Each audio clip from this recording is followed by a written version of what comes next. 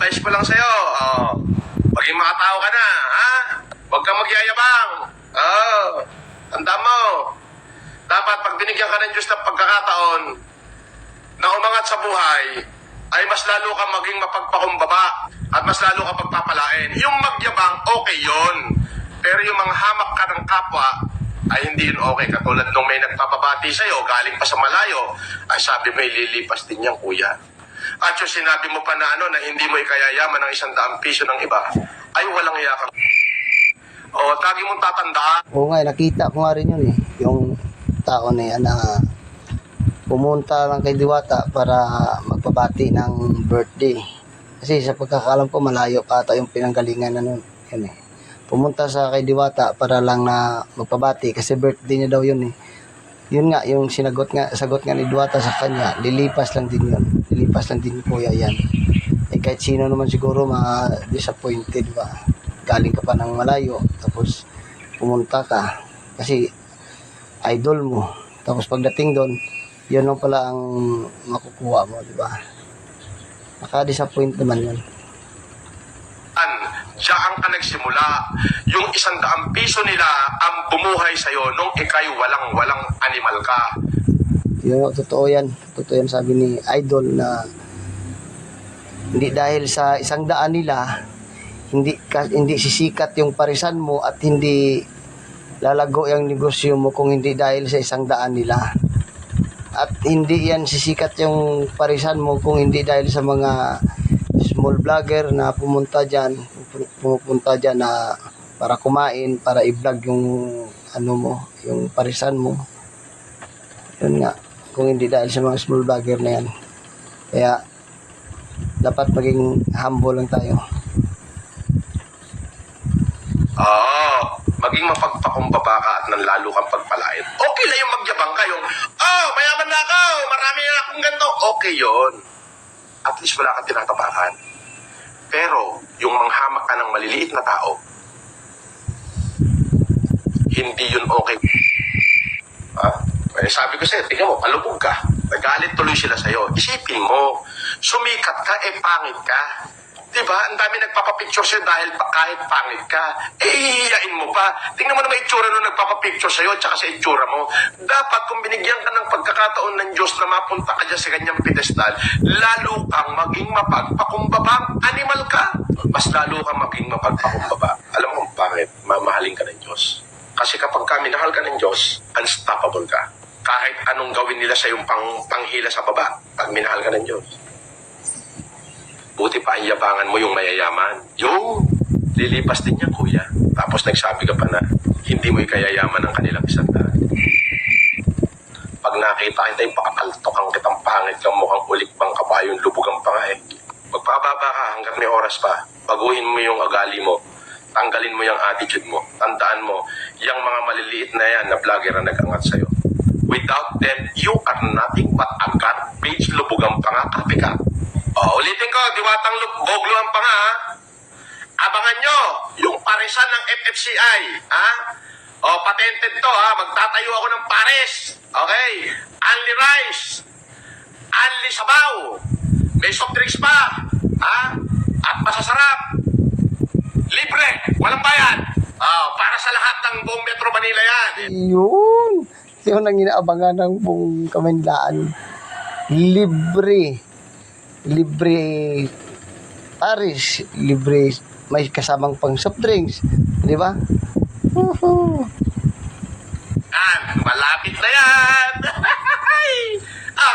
Ay ano ngayon kung gumastos ako ng 3 milyon araw-araw ay mapapakain ko yung napakarami. Grabe mga idol. Isipin mo, 3 milyon sa isang araw lang, di ba? 3 milyon sa isang araw. Kahit gumastos pa si idol na 3 milyon sa isang araw, parang nang ipakain sa buong Kamaynilaan.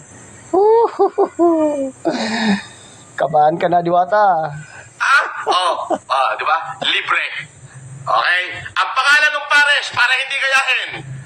Di ba, meron Diwata, merong Encanto. Abay, puro sila fantastic eh. Ito pangalan ng pares natin. FFCI, abangan nyo.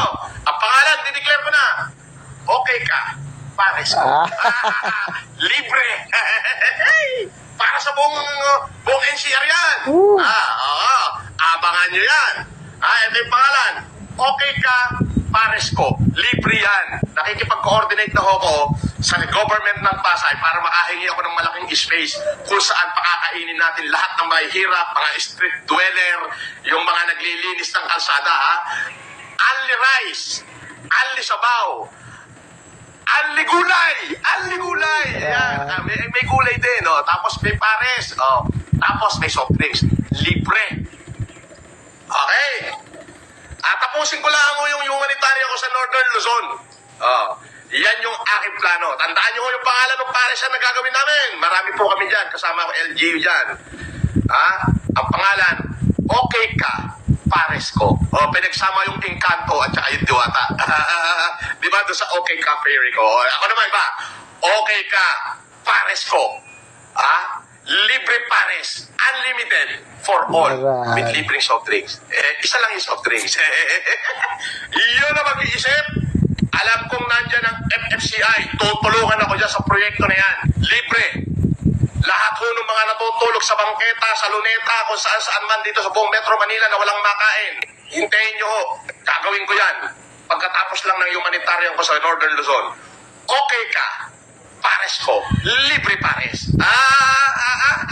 Nakaw. Ano kayo ngayon? Yan ho ang aking gagawin. Ihintayin ko lang. Walang gaya-gaya, putumaya. Yan ay libre. Nag-humanitarian tayo ng daan-daan libong salamin, libo-libong wheelchair. Magkano yun? Magkano lang naman yung pagkain ng mga nahihirapan na yan? Di ba? Okay ka. Pares ko. Free. Unlimited pares. And an unlimited rice and soft drinks libre. Oy, sir, pumila ka din doon. Baka ikay gutom na. Alam ko namang Islam style and hungry ka. So, yun ho yung sinasabi ko.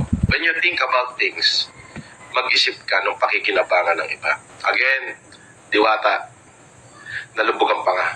Advice ko lang, tanggalin mo yung attitude mo habang may oras pa. Hindi mo ba nararamdaman, palubog ka na? Hindi aabuti yung 1 taon. Tama yan, Diwata. Hanggat maaari pa, kailangan mo baguhin nata yung attitude mo. Kasi kung hindi naman talaga dahil sa mga small vlogger na pumupunta dyan sa parisan mo at i-content ka at para na rin makilala yung pares mo. Kung hindi dahil sa kanila, hindi rin lumaki ng ganyan at hindi ka rin nakilala sa larangan ng social media, kundi dahil sa mga small content creator na galing pa ng malalayo, pumunta lang dyan para magpa-picture, para may content lang sila.